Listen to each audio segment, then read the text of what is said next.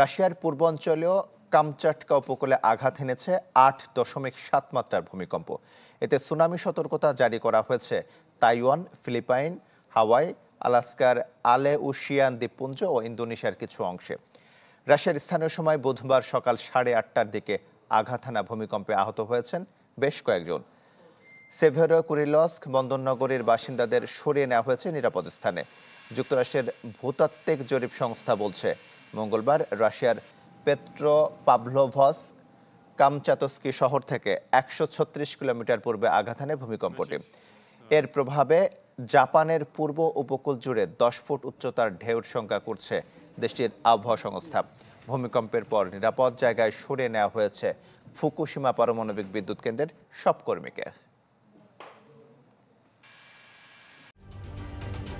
ঢালাইয়ে দৃঢ়তা, নির্মাণে নিশ্চয়তা, প্রিমিয়ার সিমেন্ট, ঢালাইয়ের রাজা।